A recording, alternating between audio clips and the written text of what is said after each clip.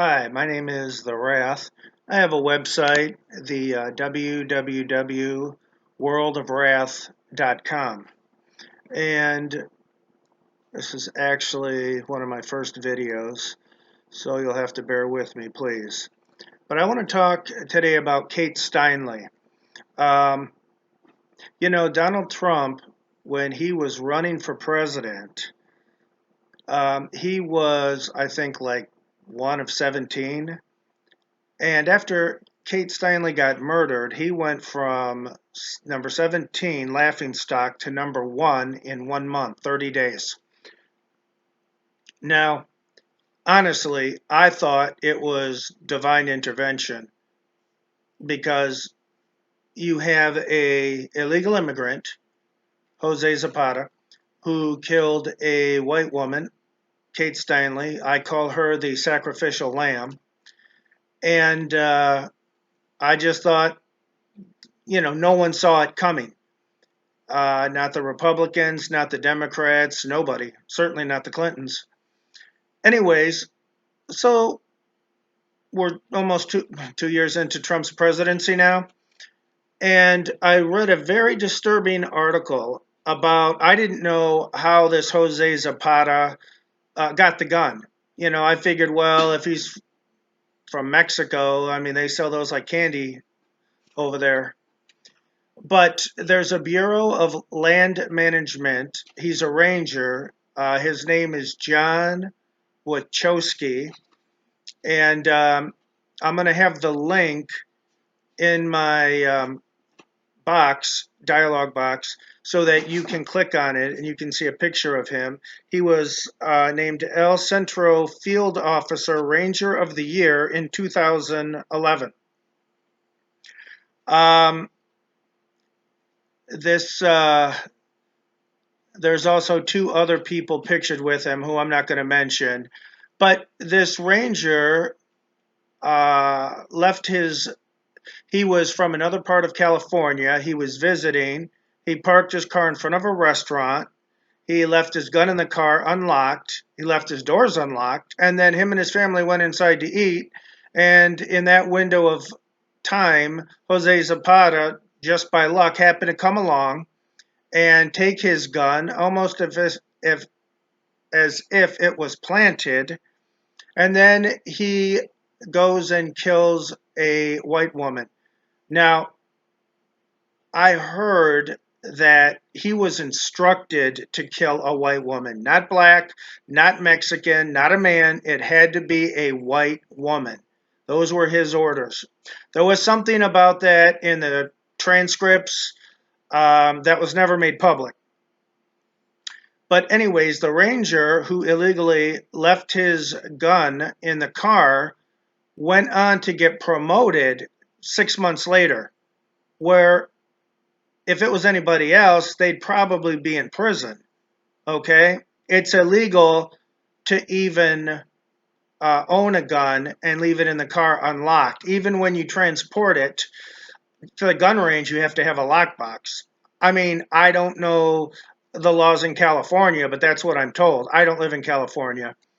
The federal ranger whose stolen gun was used to kill Kate Steinle on San Francisco's waterfront in 2015 testified Thursday that he was confident his gun was secure when he left it in the backpack in his locked car. Appearing at the murder trial of Steinle's accused killer, Jose Inez Garcia Zarata, let me find my place again, Bureau of Land Management Ranger John Wachowski confirmed details of a trip on June 27, 2015, that brought him over 600 miles north of his station at the BLM's El Centro office to a parking space several blocks from the site of Steinle shooting. Okay. 4 days later, federal agency promoted promoted this ranger to a management position. Um, After his gun was stolen and used in the Steinly killing, Wachowski said he was driving his personal vehicle, traveling with his family, his then fiancee, and 3 children, ages 5, 10, and 14. He said he was on his way to a 2-week assignment in Helena, Montana, but started the trip on a day off and drove up the California coast on US 101. He said he decided to stop in San Francisco for dinner around 9:30 p.m. and parked on a street across from Pier 5. It was well lit, metered parking with other pedestrians in the area, he said.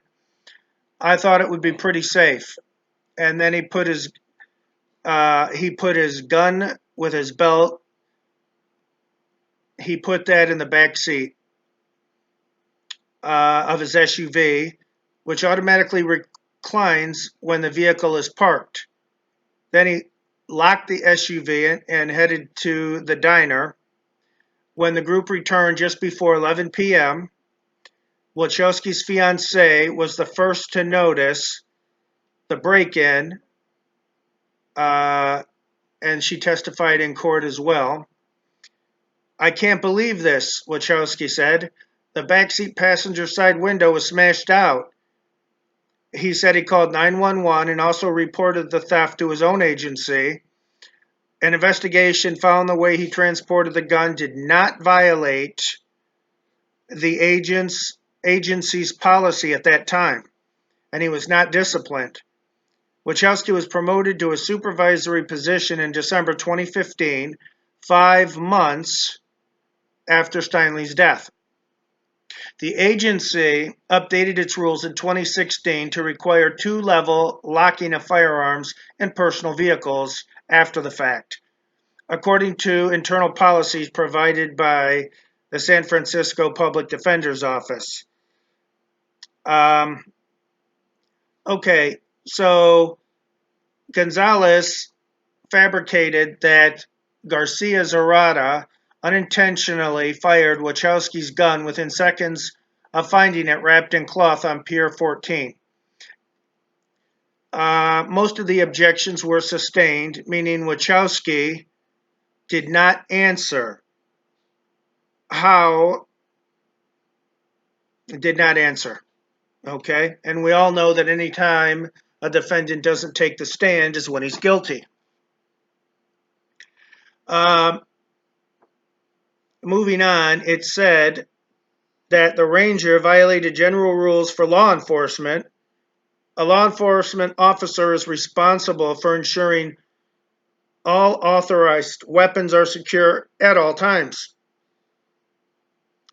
Gonzalez quoted from the memo, "Do you concede you should not have left your firearm in the car?" And he said the prosecution objected to the question, and Wachowski was prohibited from answering. He himself said that he was familiar with the safety manual issued with his semi-automatic SIG P239 handgun, and specifically its warning to keep the gun unloaded when transporting it. Prosecutor Diane Garcia, no relation to the defendant, objected. He's a law enforcement officer, she said. That doesn't apply to him. The judge overruled the objection, and Wachowski said he didn't remember reading the warning. The ranger testified that he was required to keep a gun fully loaded with a round in the chamber.